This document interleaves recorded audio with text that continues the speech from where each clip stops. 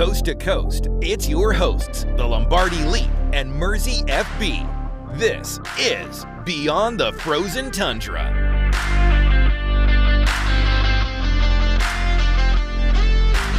Hello, everybody. Welcome to the show. I'm your host, the Lombardi Leap, here with Mersey FB. Let's talk Packers football. It's Bears week. And if it's one thing that has been going on recently, the Bears have been doing a lot of talking because they are 9-3 and the number one seed in the NFC and the number one seed in the NFC North. Who would have predicted that? Not me, that's for sure. Yeah, it's kind of weird to say that they're the number one seed, right? Like this is the best they've done in a while. Yeah, I think their last, I want to say, I don't know why, like 2017 or no, 2020, I believe it's been since they've formed this well. So it's still been a bit. Yeah, we should start with a little bit of Packers news. We brought in defensive tackle Jordan Riley from the Giants practice squad. Lloyd Oliver and Brenton Cox have all been activated off IR and opened their practice window, but they're not yet on the team. Like they're not yet counting towards this 53. And it sounds like Reed's going to get activated this week. He was in, it was full pads.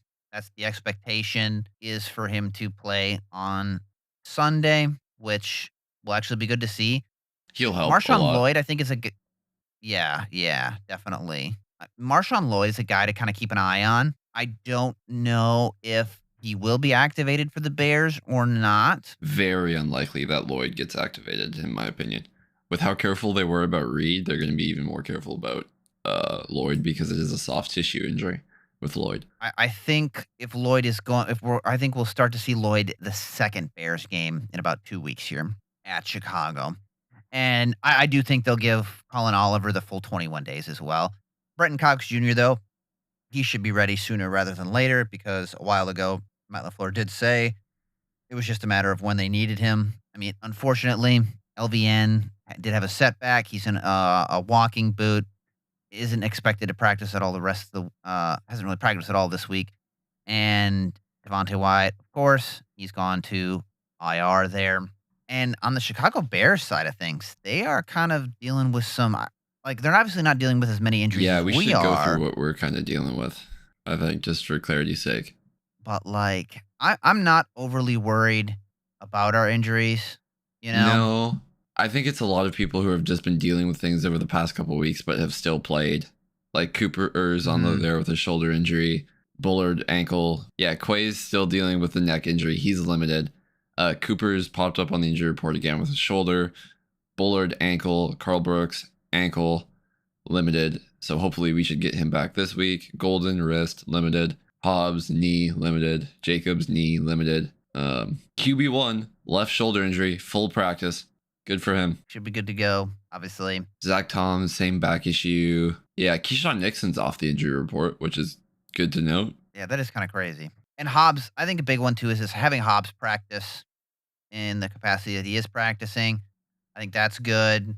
Overall, like you are seeing this team get healthier, even though the injury is long. And also, I think an important thing to know. Whose name don't you see on this injury list that hasn't been on there? I don't think he was on there last week either. Watson. He's been playing quite well. Not Watson. Yeah, to me, that's another good point. Thinking more offensive line. Belton. Aaron Banks. Yeah. Yes. They'll give him a rest day on like Friday. Maybe. Yeah, we'll have to see if they do that. But overall, I've been pretty happy with Aaron Banks trending, and his play has gotten better. I'd say now that he's getting healthier, hopefully he can maintain it there. I know we're kind of getting into the offense here, especially. I mean, what do you feel like is kind of working with this Packers offense the last couple of weeks as we're entering this win streak, especially coming off of a big win against Detroit? I think Matt LaFleur will agree with me. It starts with running the ball. Like we've had more success at the line of scrimmage with Belton in at right guard, moving people off the ball, off the line of scrimmage. So that way Jacobs has been able to spring more big runs. The same with Emmanuel Wilson. Yeah. And who would you say's defensive line is better? The Lions for sure. Yeah, that's what I was going to say too. I'd say the Lions night and day better. And Josh Jacobs had a good game. Crazy game. The amount of success that they're getting running the ball allows them to open up the passing attack, which you saw against Detroit. You're finally seeing what the offense is meant to look like now that everyone's healthy and they've kind of figured out the offensive line. Yeah, I mean, Sean Ryan should have started the year at center. he really should have. Like, he's playing significantly better than Elton Jenkins. They shouldn't have moved Elton from left guard. No. Mm-mm. And then, like, the Aaron Banks signing is kind of redundant, but I don't think Elton's on the team next year. So if you were able to retain Sean Ryan, that would be great. And I think you can get, if you can retain Sean Ryan, that helps you both now and in the future as well. I've been overall impressed with this O-line play here, and I think this is another week in which they can build on that success. Given how poor of a rushing team this Chicago Bears defense is. I mean, they lost their free agent. They lost their big free agent signing, Deo Obendego. Odeyingbo, yes. I'm probably going to say that wrong. Odeyingbo. Do you want me to do the pronunciations? To be honest, at this point, you need to be my hooked on phonics. Okay. That guy, he's out. Yeah. Achilles injury. Losing Odeyingbo sucks. They brought in Grady Jarrett as well, or like the remnants of Grady Jarrett. He hasn't been having a great year. Yeah, the collecting dust of Grady Jarrett is probably more appropriate. Yeah. CJ Gardner-Johnson, if that's still his current name, is playing pretty well. I think he's playing well in terms of his ability to rush the passer. As a blitzer and around the line of scrimmage, yeah, he's pretty good. Yeah. I mean, their defense is ranked 26th overall. What's ours ranked, out of curiosity? Like third? It's pretty close. I want to say it's at least sixth. We are ranked sixth. I nailed it right on the dot. Mm-hmm. And our offense, seventh. Their offense is ranked 10th. Okay. We're usually like a top 10 team statistically, though. Chicago's offense is ranked 10th. And they're very good at running the ball. Wow. Recently, yeah, here. And kind of back to our offense, though. I mean, if you can protect Jordan Love and run the ball, like, I do think I'm not going to be surprised if this is a more conservative Matt LaFleur game. More balanced, for sure. You know? Like, Jordan won't throw it 40 times this game. Yeah. Unless it's wide open and they're stacking the box, which they might end up having to do. Just given how I think Josh Jacobs is going to continue to run here.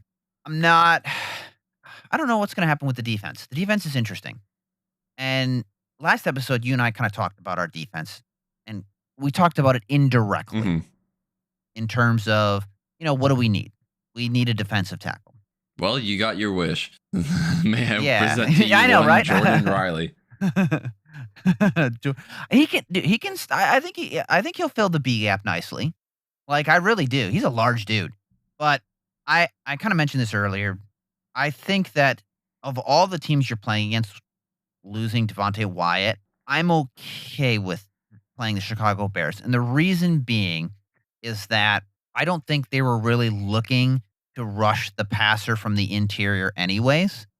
And the Bears have a good pass rushing, or a good run blocking offensive line, especially on the interior. Like, they brought in Joe Thuney. They have signed Drew Dahlman. They signed Drew Dahlman, the center. Signed Jonah Jackson as well. Like, they basically overhauled their interior offensive line. Mm-hmm. Yeah. Their tackles? I know a lot of people like Darnell Wright. Darnell Wright's a good tackle. I, however, think that Micah's going to give Ozzie Trapilo fits, but... Yeah. I think Ozzie Trapilo is going to have a day, and it's not going to be a good one for him at all. If I could have a little Jonah Jackson nuanced conversation about the defensive line here from our side specifically. You aren't going to get the pressure up the middle specifically this game through like working against Joe Thuney and Drew Dahlman, Joe Jackson. It's not going to happen. You're going to rely on the exterior pressure, Micah, Rashawn Gary, probably Kingsley Enagbare too. But I think I really like our guys holding the point of attack and being able to kind of push them off their run blocks.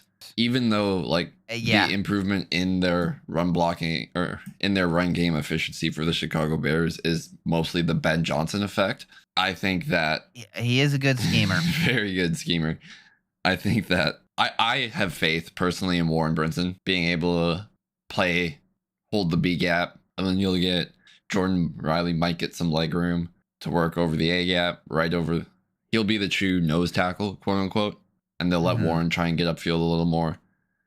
If they're dedicating double teams to Micah, I definitely think we can get pressure somewhere else. Even if we don't, though, like I said, I'm okay with it, and here's why. Caleb Williams' completion percentage is like 58%. That is not good. And he is having difficulties throwing the ball, whether Bears fans want to admit it or not. This isn't me saying he's a bad quarterback.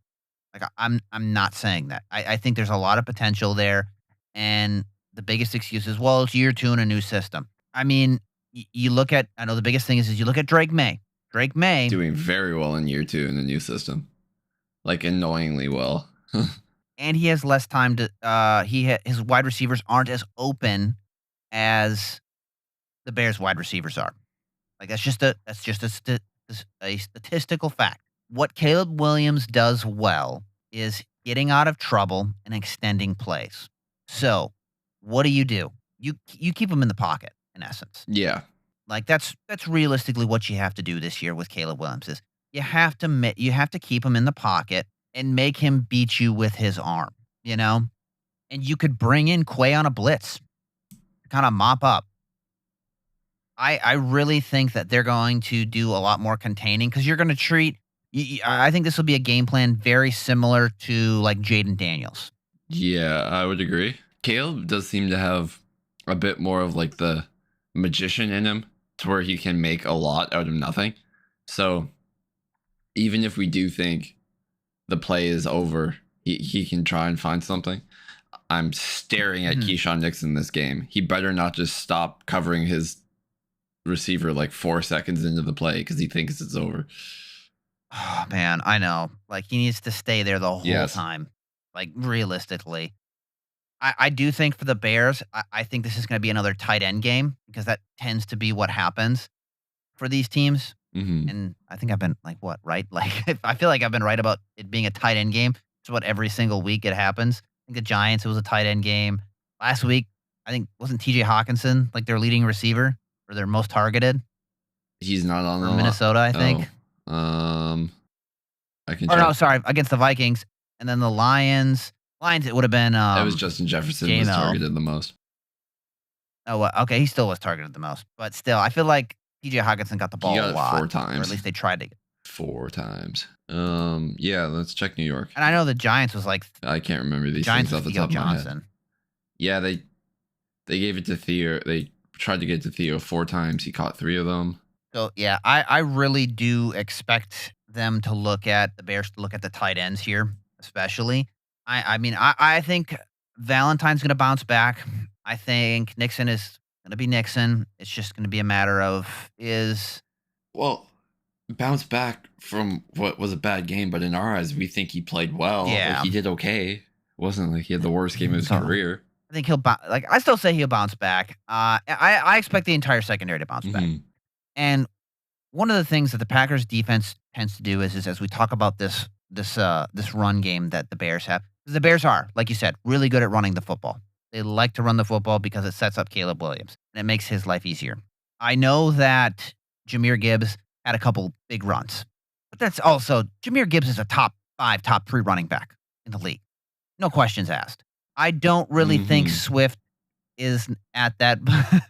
It actually might have been Keyshawn, or it might have been CV's worst game of his career. It was not. Yeah, they graded him. Yeah, they did not like the grading on him, and some of it's too because of that horrible missed tackle, or a majority of it is.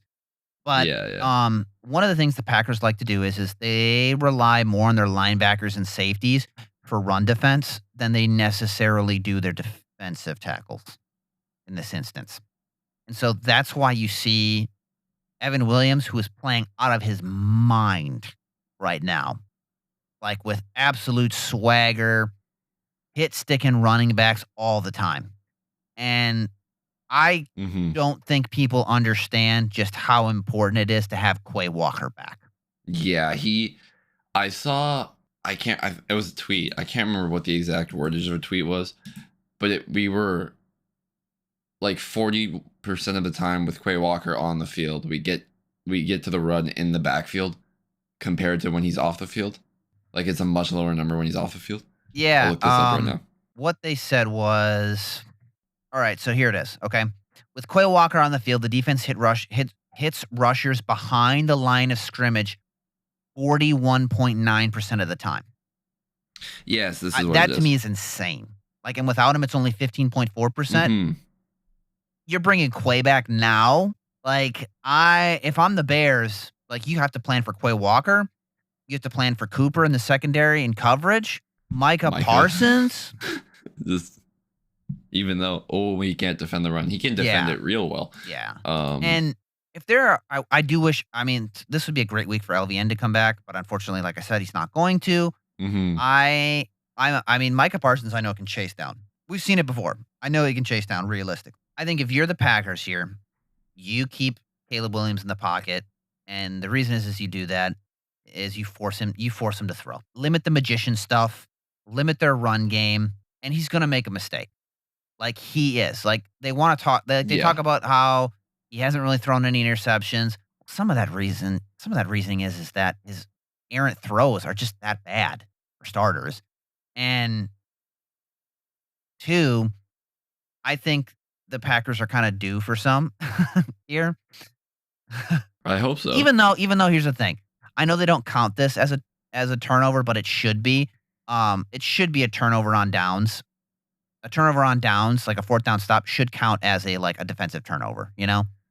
Yes. Defensive turnover. We've had a lot of those this year, I think which is good. A crazy stat would be if they did count those, we'd be 9th in turnovers. Yeah. Turnover? Yeah. Oh wow. Yeah. Big difference there. I think too, have we talked about the Bears injuries, like kind of what they're dealing with?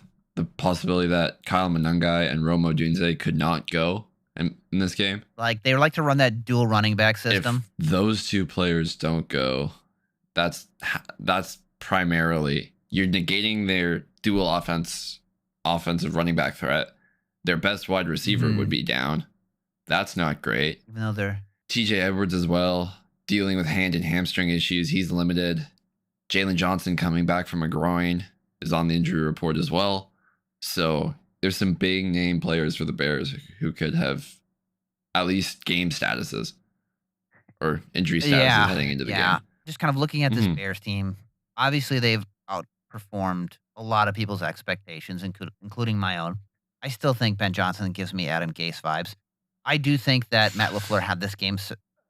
I think he's a good coach, but I don't know. Like we'll see. I want to give it another year before I retract my Adam Gase statement.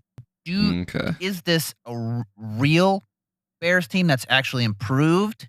Is it still the same roster, it's just better coached? Or do you think they've made a jump all around? Same roster, better coach. But I think they have made a jump in some areas. Their offense has gotten better. Credit to them. But they've also are being better coached on offense, but I think they have more talent. Their defensive line, they're trying to get back to when they had like Akeem Hicks and Khalil Mack and everybody there. And they haven't quite found those guys yet. No, they have not. Linebackers, like, they're okay. Their best one's on the injured reserve. I don't love TJ Edwards. I think their secondary is really good. Kevin Byard's having a career resurgence. That's kind of crazy, to be honest. That shocked me the most because I know that we've picked on him in the past, like a lot. Yeah. Jaquan Brisker is actually healthy. True, for once. So, like, I think there's a mix between the talent finally getting there and them being better coached. I mean, I know, speaking of their secondary here, I know you kind of hinted at this. That's obviously going to be a key matchup, is our wide receiver room versus their pass defense. Do you think that the Bears have the weaponry to counteract our arms race here? I mean, because we're talking about you're getting Golden back, Reed back. If Caleb Williams completes his throws, yes. That's fair. Okay. And if Odunze is healthy. Yeah, Odunze is going to be a big one, 100%. I've just now noticed the Bears have won a lot of one-score games. Yeah. This year. 1, 2, 3, 4, 5, 6. 6 one-score games. I said this last year, or not last year. I said this a couple times to you off the cast here. I feel like this is the Vikings from last year. The Vikings won a lot of one-score games. A lot of one-score games last year. And Sam Darnold, I'd say, was playing better. Yeah. But then they got to the playoffs, got their butt kicked, lost their quarterback, and it all went downhill from there for the Minnesota Vikings. I feel like they're very similar to the Bears this year. I think the Bears are definitely a reflection of the Minnesota Vikings from last year. I would just say that the big difference is they have the potential for more stability moving forward, unlike the Vikings. So Mhm. we'll find out Sunday if they are legit. Because I do believe the Packers are easily a top 10. I would even argue they're playing like a top 5 team. They're in that progression right now. I agree with you. If they can stick with us, I'll be impressed. I don't necessarily think they're going to, just because of the fact I don't think they're quite there yet. I think they're getting better, which is great for the rivalry, even though I hate it. Hate the Bears, hate the Lions, hate the Vikings. I want to see them all suffer. And I'm sure they want to see us all, they will want to see the Packers suffer too. What are you kind of feeling here? What do the Packers need to do right to win this game? Well, I said control the line of scrimmage earlier on both sides, so I'm not going to say that again. That feels like a cop out. I think we've got Ben Johnson, very calculated play caller. I think we got to get him off his script early in the game and kind of make him start thinking, improvising, and then Gotta stop the run. Gotta stop the run. You'll get some issues, or like the design won't be all there, or execution will start to falter a little bit. Yeah, if you stop the run, that's gonna throw them off. 'Cause, That's what they like to do, like to run it down your throat. taking the ball, like starting with the ball, would be nice as well, and then going and scoring on our opening drive to kind of get the pressure there. Yeah, that might not be a bad idea. But I don't know if I would say if we were in Chicago, I'd be more keen on that. I think it's a little bit different Yeah. now you're playing at Lambeau Field in a primetime spot. Yes. I'm okay with deferring and saying, I trust my defense. I know we lost Devontae Wyatt, but I have every confidence in this defense to prevent them from getting a touchdown on their opening drive. True. So, like, I understand where you're coming from. I think if this was in Chicago, I'd be like, yeah, take the ball. Take the ball. We're going to take the ball. We're going to score. But because it's in Lambeau, like, that's already a tough environment to come play in, even though the Bears like to use the mantra, we're 1-0 in Green Bay in 2025. It's just a fact. That's stupid saying.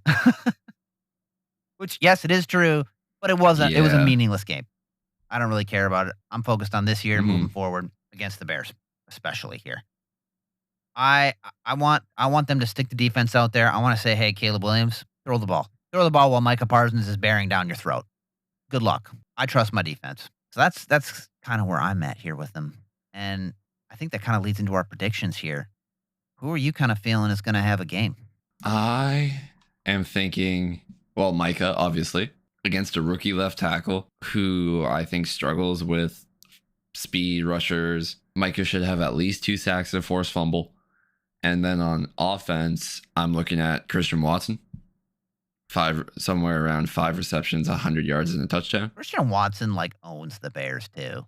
Like he's had a good game every time he's played there, pretty much, until he got hurt. But other than that, like man, it's hard not to pick Watson every week moving forward.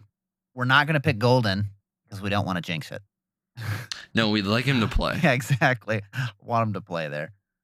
I am going with the guy whose jersey I just bought, Edrin Cooper. Ooh, My pick. good pick. I think Edrin Cooper is going to have a day. I think he's going to have a day in the run game. And I don't know why. My gut is telling me he's going to get a pick. Like, I think Edrin Cooper's going to get a prediction. pick. He's been close a couple times at getting a pick. He And has. I just feel like with the way Caleb Williams throws the ball sometimes, he kind of gets a little erratic. I think that's going to play right into Edrin Cooper's hands. And so I'm going with 1 interception and I'm going to say 3 TFLs. I think he's going to hit stick that running back. I think I'm second guess. He's very good at carrying tight ends. That is up true a too. seam. Yeah. Very good. So Offensively, you picked Watson. I almost picked him, but I'm like, I'll let you have him. this week because I think Josh Jacobs is gonna get his this week. I think Josh Jacobs is gonna have a game. That defensive line is not good. The secondary, like you said, it is good. Yeah. It's a good secondary. Matt LaFleur is gonna wanna finish this game quickly, not show necessarily too much because you play him again in 2 weeks, which is again NFL. Come on, man, you got to be joking me. We shouldn't have to play the Bears 1 week. Head to And like head twice in to a 3 Denver week and then play span. the Bears again. A divisional game like that, be better, guys. Be better.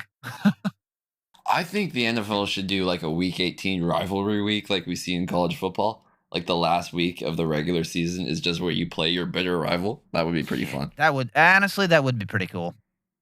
But like that, then we have to switch. We have to rotate years because Minnesota, the Lions, and the Bears all say we're their bitter rival. No. Well, yeah. Well, Minnesota and Detroit's lying to you. We've got the oldest rivalry between like the Packers and the Bears. Yeah. That's it. That should just be our week 18 game every year. That would be pretty cool though. And like speaking of bitter rivalry, my son witnessed us lose to the Bears for the first time since he turned 6 the day after Christmas. I think yeah. Oh wow. So 5.5 years, my son never saw us lose to the Bears. I think that trend continues and we get back on track. And I think it gets away from the Bears a little bit quicker, and the Packers go 31-17. I know the line is 6, so 6.5, almost 7. I think the way the Packers are trending, I think they beat the spread there. Yeah, I'm gonna go with a bit of a higher score. I'm going 35-21. So we're both on the same page here. You should We're score a lot. Score a lot, yeah. I have a good buddy who is a Bears fan, so this episode in game might be a little hard for him to listen to stomach and watch. But hey, these are how I think the facts are presenting themselves. I do think Matt LaFleur is petty too as well, and I think Matt LaFleur remembers what Ben Johnson said. I thoroughly enjoyed beating Matt LaFleur twice a year, and I guarantee you, Matt LaFleur had this game circled. And I wouldn't be surprised if if when we win, he comes out, the first thing he says in the press conference is that, well, I guess he can't beat me twice this year. Yeah. 'Cause you and I both know Matt LaFleur's petty. It might be he's a little petty. Remember when KOC like really briefly shaked his hand and then like ran away? Yeah.